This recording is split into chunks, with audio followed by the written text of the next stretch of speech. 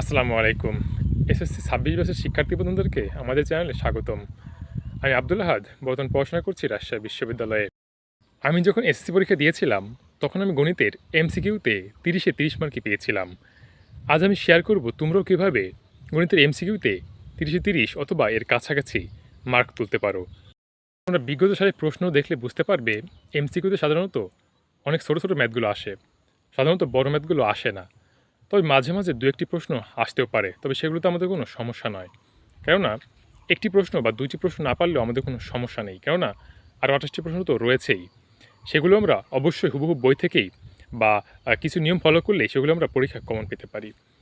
কাজেই আজকে আমি তোমাদেরকে দেখাবো কীভাবে তোমরা এমসিকিউ পরীক্ষায় ২৮+ মার্ক কমন পাবে ইনশাআল্লাহ।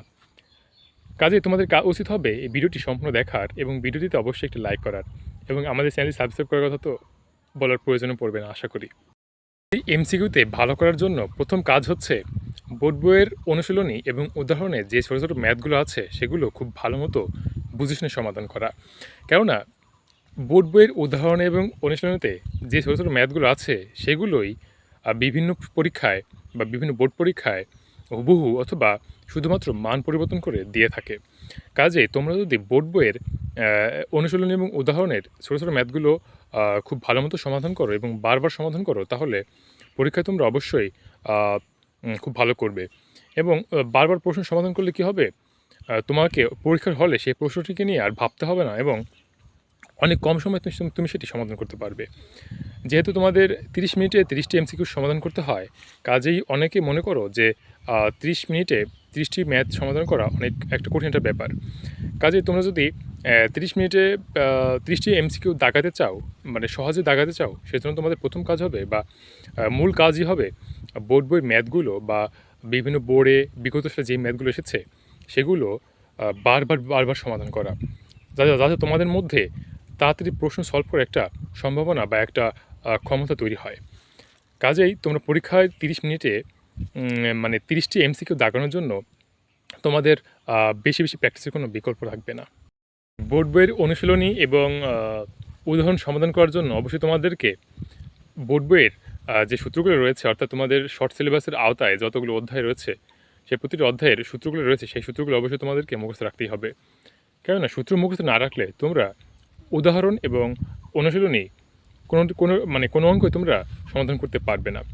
কাজেই তোমরা এনশিওর করো যে তোমাদের বোর্ড বইয়ে যতগুলো এমসিকিউ সূত্র রয়েছে সবগুলো সূত্র তোমরা মুখস্থ রেখেছো।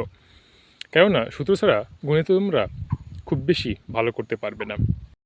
বোর্ড বইয়ের সকল সূত্র মুখস্থ করা শেষ এবং উদাহরণ এবং অনুশীলনীর ছোটো ছোটো ম্যাথ করাও শেষ। এখন তোমাদের কাজ হচ্ছে বিগত সালে অর্থাৎ বিগত বছরে বিভিন্ন বোর্ডে যে প্রশ্নগুলো এসেছে, অর্থাৎ যে এমসিকিউ প্রশ্নগুলো এসেছিল সেগুলো তোমরা প্র্যাকটিস করো এবং শুধু প্র্যাকটিস নয়, বেশি প্র্যাকটিস করো। কেননা অনেক সময় দেখা যায় কি বিভিন্ন বোর্ড থেকেও বিভিন্ন প্রশ্ন হুবহু কমন অথবা টাইপ হুবহু কমন পড়ে। কাজেই যেহেতু তোমরা পরীক্ষায় একটা হায়েস্ট মার্ক পাওয়ার আশায় তো যাবে, কাজেই আমার মনে হয় বোর্ড হায়েস্ট মার্ক পাওয়ার ক্ষেত্রে বোর্ড প্রশ্ন সমাধান করার কোনো বিকল্প নেই। কেননা বোর্ড প্রশ্ন সমাধান করলে তুমি বোর্ড পরীক্ষায় কী ধরনের প্রশ্ন আসে সে সম্পর্কে তুমি বিস্তার একটি ধারণা পেয়ে যাবে এবং সেভাবেই তুমি তোমার প্রস্তুতিটা গোছাতেও পারবে। কাজেই তোমাদের সূত্র মুখস্থ এবং অনুশীলনী এবং উদাহরণের ম্যাথ সমাধান করার পর বিগত বছরের এমসিকিউ প্রশ্নগুলো অবশ্যই সমাধান করবে।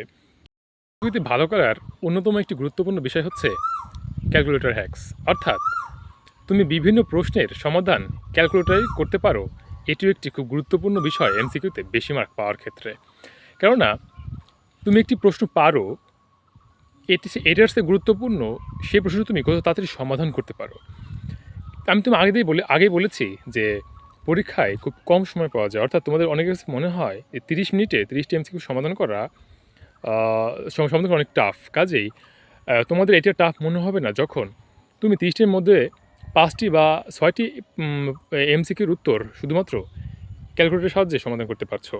কাজেই তোমরা এমসিকিউতে খুব কম সময়ে উত্তর করার জন্য তোমরা অবশ্যই ক্যালকুলেটর হ্যাক্সটা শিখে নেবে, অর্থাৎ কোন প্রশ্ন কীভাবে ক্যালকুলেটরের মাধ্যমে সমাধান করে সেটা আগে থেকে শিখে নেবে। যেমন তৃতীয় অধ্যায় অর্থাৎ বীজগণিত ত্রিকোণমিতি এগুলো শুধুমাত্র ক্যালকুলেটরে বসালেই সরাসরি মান পাওয়া যায়।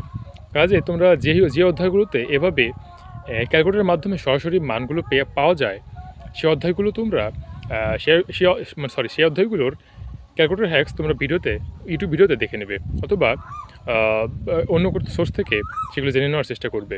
এগুলো তোমাকে অবশ্যই অনেক বেশি হেল্প করবে।